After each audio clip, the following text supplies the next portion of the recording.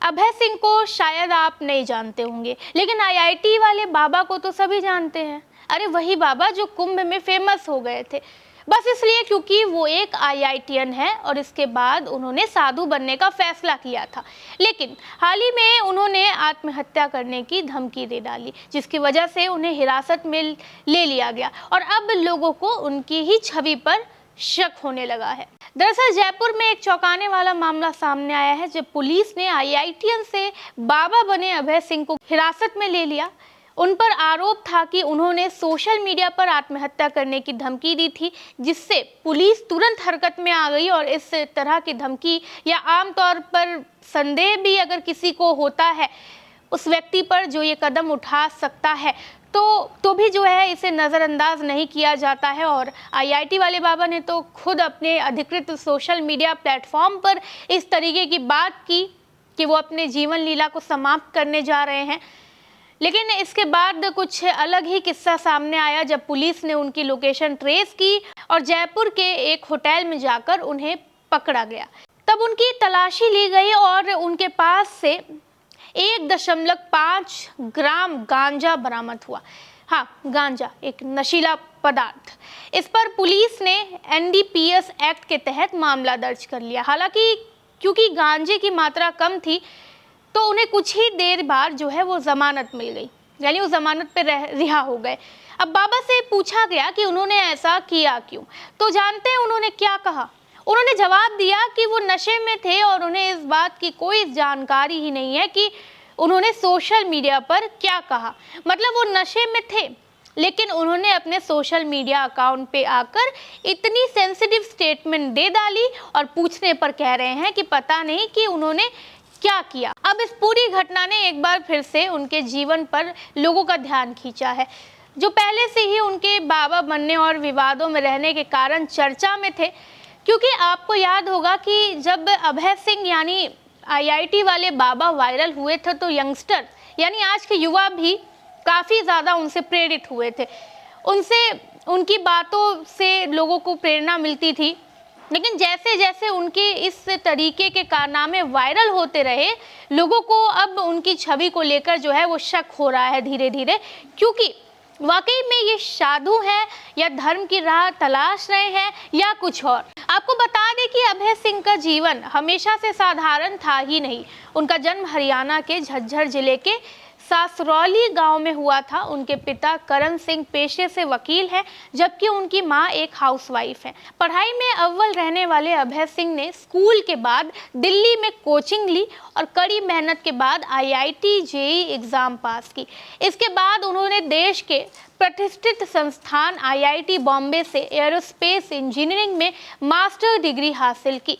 उस आईआईटी बॉम्बे में जिसके एंट्रेंस जो है उसको क्रैक करना ही इतना मुश्किल होता है, क्योंकि अभय सिंह अच्छे रहे अपने पढ़ाई के दौरान अपने स्टडीज़ में। आईआईटी में उनके पढ़ाई और हुनर की वजह से ही उनकी जो प्लेसमेंट है वो कनाडा में हो गई। कनाडा में एक एयरक्राफ्ट बनाने वाली कंपनी में उनकी अच्छी नौकरी लग गई, जहां उन्हें तकरीबन 40 लाख रुपए का पैकेज मिला और सब कुछ सही चल रहा था। अब जो है वो सेटल हो गए थे, उनकी ज़िंदगी का ये सुनहरा दौर था। लेकिन फिर कुछ ऐसा हुआ जिससे उनकी पूरी ज़िंदगी बदल गई। कोविड-19 महामारी के दौरान जब पूरी दुनिया लॉकडाउन में थी, तब अभय सिंह भी कनाडा में फंसे हुए थे। कुछ समय बाद उन्होंने भारत लौटने का फैसला कर लिया। हालांकि भारत लौटने के कुछ महीनों बाद ही वो अचानक अपने घर से गायब हो गए और परिवार से हर तरह का संपर्क उन्होंने तोड़ दिया। किसी को भी नहीं पता था कि वो कहाँ हैं और क्या कर रहे हैं।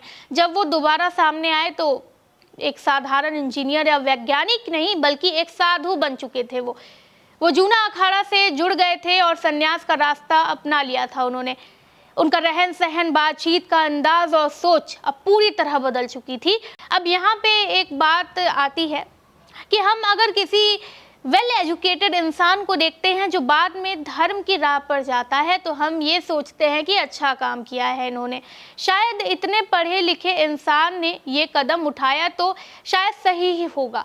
अभय सिंह ने भी कहा था कि कहाँ जाओगे, आखिर में यहीं आओगे। लेकिन ज़रा अभय के माता पिता के बारे में सोचिए, जिनसे उन्होंने सारे रिश्ते जो है वो एक क्षण में तोड़ दिए। उन्होंने अपना बेटा खोया है। यहाँ पे एक और सवाल आता है कि क्या माता पिता को चोट पहुँचाकर, माता पिता को बिना बताए जो है गायब हो जाना या उनको, उनकी भावनाओं को आहत करना और फिर वैरागी बन जाना, वैराग्य की ओर कदम बढ़ाना, ये धर्म के राह पर चलना होता है? मतलब ये सही मार्ग है? अगर आप अपने कर्तव्यों को छोड़कर धर्म के मार्ग पे जो है वो जा रहे हैं तो क्या ये सही है? देखिए, हमारे कहते हैं ना कि कर्म जो है, पहले अपने पूरे कर्मों को संपन्न कर लेना चाहिए, उसके बाद से जो है आपको जो भी करना है अपने कर्मों को जो है संपन्न, अपने माता पिता के प्रति जो है दायित्व निभा लीजिए, अपने जो वो चाहते हैं वो कर लीजिए, उसके बाद से जो है वो आपको अतिरिक्त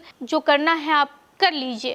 खैर, महाकुंभ में जब उन्हें पहली बार देखा गया तो तब से उनके इंटरव्यू की जो कतारें हैं वो लग गई।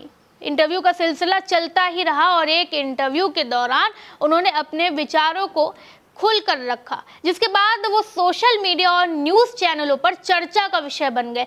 लोग उन्हें IITian बाबा कहने लगे। उनके ज्ञान और शिक्षित पृष्ठभूमि को देखते हुए लोग उनसे प्रभावित भी हुए, लेकिन धीरे धीरे उनके बयान इतने विवादित होते गए कि लोग जो है वो अब संदेह में हैं। उन्होंने कई ऐसे विषयों पर बोलना शुरू किया जिससे लोगों में उनकी छवि को लेकर संदेह पैदा हुआ। अभी कुछ ही टाइम पहले एक वीडियो उन्होंने साझा किया था अपने अकाउंट से, जहां पे उन्होंने कहा था कि मैं राधा से शादी करना चाहता था, लेकिन क्योंकि उस डायमेंशन में मैंने शादी नहीं की। इस तरीके की बेतुकी चीज़ें भी उन्होंने कही, जिसके बाद से है लोगों की जो धार्मिक भावना है वो आहत पहुंची। खैर, इसके बाद उनका नाम एक और विवाद में आया जब नोएडा में एक निजी न्यूज़ चैनल के डिबेट शो के दौरान उनके साथ मारपीट की गई। उन्होंने आरोप लगाया कि कुछ भगवाधारी लोग न्यूज़ रूम में घुस आए, उनके साथ हाथापाई हुई।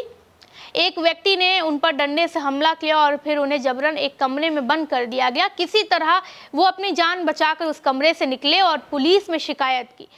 इन सबको महामंडलेश्वर पता नहीं क्या क्या बने हुए हैं, मतलब तो मतलब साधु क्यों बुलाया भाई? अब मैं जा रहा हूँ ना। देखो भाई, इन लोगों ने ना ये न्यूज़ वाले ना ये फिर से चालू करने की कोशिश कर रहे हैं। कितना लाइव किया तुम्हारे साथ, लेकिन मुझे पता था, जैसे महादेव बोलते हैं ना।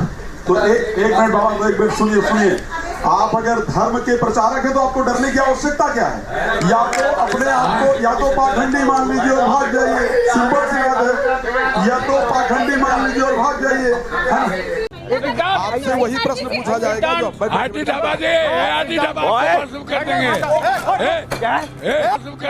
इस घटना के बाद उन्होंने इंस्टाग्राम पर लाइव आकर बताया कि उन्हें टारगेट किया जा रहा है और उन पर हमले किए जा रहे हैं।